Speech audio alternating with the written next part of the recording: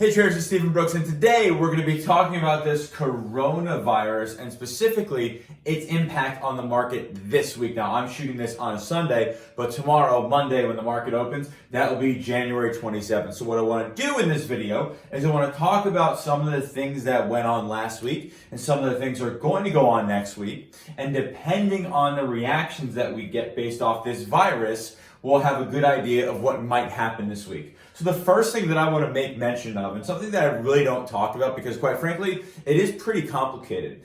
Internally on Friday, the S&P 500 sold off 30 S&P points. In the grand scheme of things, that's not a very big move. That's about 1%. But in the last couple months, that does seem like a big move. Now, the really important thing to note about the move on Friday is it was a weak move. It was a very weak down move. The reason it was a very weak down move because internally it did not represent a substantial amount of fear in the market. Advanced surges, the decliners weren't really in crazy negative territory.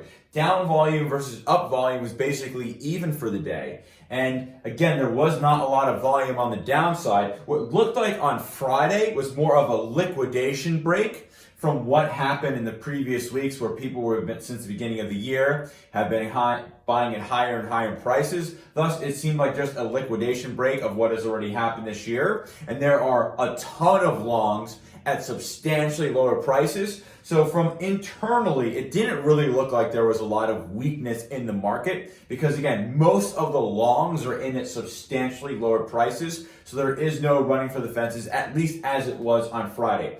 Earnings. This is a ridiculous week. I haven't had an earnings week like this in a long time.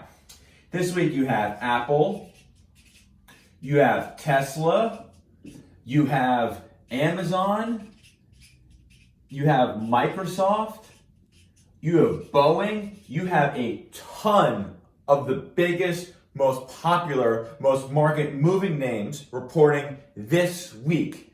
Now, the reality is these are probably going to be pretty good. The expectations for earnings are like really, really low. They're very, very low. And the economy around the world has picked up, especially at the end of last year. I have every expectation that earnings this week are going to be better than expected. One of the main reasons being because, again, expectations are like really, really low. And on top of that, in the United States, the current president is being impeached, and the hearings to see if he should be removed from office are probably, by the looks of it, going to be wrapping up this week. And more than likely, by a substantial amount, it looks like the president might be acquitted, which means he will not be removed from office this week before their State of the Union the following week. So in terms of some of the things that were going on last week, internally, the big sell-off on Friday was a very weak sell-off. We'll talk about if it gets worse or better type of thing, but internally, it was a weak sell-off. There's a lot of big names reporting this week who the expectations are really, really, really low. To me, is going to cause a lot of positivity in the market depending on which scenario we're in. And on top of that, again, I have said on this channel and to all of you that impeachment is only a negative, but again, faced with some other negative news, an acquittal for the president might actually rally the market. But we have to put this all into context and what's going on with this virus. Now, I'm not a doctor, so I don't really know too much about it, but what I do know is the reason the market sold off on Friday was because the CDC had reported multiple cases right here in the United States. If it was just isolated in China, for example, and was not leaving the country, we would not even be talking about this right now as having an impact on the market. But since it did, we have to. So in my opinion, there are three possible outcomes for what could happen here with this virus. So number one is like a positive outcome. And a positive outcome is not that it's cured, because clearly at this point, it looks like it's not cured today. But a positive outcome could be that they have, things under control, It's not spreading, or they have a potential cure that they have. Anything like that happens and we are positive, I have every expectation that by the end of this week, markets will probably be back at all-time highs. An average response, like it's not spreading that bad. or scientists believe they might have a cure. An average response, in my opinion, would also send the market back to all-time highs. And again, the reason I think an average to positive response to this virus would almost instantly send markets back to all-time highs, because everything we saw on Friday, that liquidation break, had everything to do with a news-related event, when internally the market was not very weak, when there are a lot of earnings that are likely to be positive this week, and it looks like the president's going to be acquitted way earlier than a lot of people thought. So again, in my book, if you have an average to positive response to this virus, I think we're back to all-time highs in no time, even by the end of the week. This is the one that we really need to be a little bit concerned at, because again, for us, it's all about uncertainty is what causes markets or stocks to go down. If we are hearing, as an example, that the virus is spreading, countries have no idea how to contain it, that is a very, very scary thing for the world. Why? What we've talked about on my videos before is the fact that GDP, not just in the United States, but all over the world, is 60 to 70% based on what? Consumer spending. Consumer spending. And I know that's written a little bit poorly, but you guys get the drill. It's based off of consumer spending.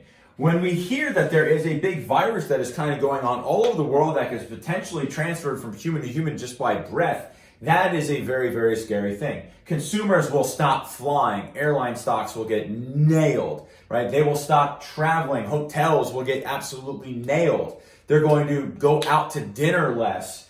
You know, those type of companies like your Darden restaurants are going to have a really, really tough time. Again, the reason that this is scary, if we don't have any average to positive news, is because it will likely freeze up the consumer. Now, it might take a little bit longer to freeze up the consumer in the United States, but in China, if the consumer's already frozen, that's going to have a negative impact. And if the world really starts to feel like this is not very contained, and people don't have a really good grasp about this, the first thing that's going to do, again, it's going to hit consumer spending.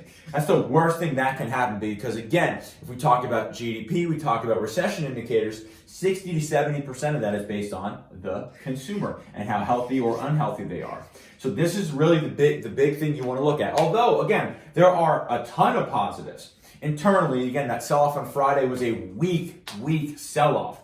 Earnings, the expectations are so low that a lot of these companies here, I think you can add Facebook in there, are probably going to outperform. And again, impeachment, not everyone thought it might end this soon, but by all looks of it, there's a good chance, not guaranteed, there's a good chance that the impeachment thing that's been going on for the last few weeks, months, has a good chance of ending this week. And again, any positive to barely average response, such as it's spreading less, in my opinion, because of where we are internally, because of where we are seasonally, the market will probably be at an all-time high by the end of this week or early next week, depending on which day of the week we might find out in this information. But again, the negative response is the wild card. The response is like, we don't know how to contain it. We have no idea how bad it can get. We don't have a cure and are nowhere near getting a cure. In my opinion, what that's going to do is that's going to freeze the consumer. It's going to scare the consumer. They're not going to travel. They're not going to want to leave their places. So I think that will absolutely contribute to could be a decent sized sell-off. And depending on how long this lasts, if it's negative and they can't turn the things around, have a real nasty impact on GDP. So again, folks, there's a lot going on. All this happened very quickly on Friday. But again, if I can summarize this again, there's a lot of positives. The only way this continues to go down and go down badly is if we don't get average to positive news. If we get average to positive news, in my opinion, market all-time high by the end of this week or into early next week. Why? Because internals, impeachment, earnings are going to be positive. But again, if it sounds like, I don't know what's going on here, or no officials really are giving a lot of confidence that this is really going to be contained, then we're going to have an impact on the consumer, and that's when some nasty things can happen. So look out for it. I'll help you all. I'll see you this week. Good luck.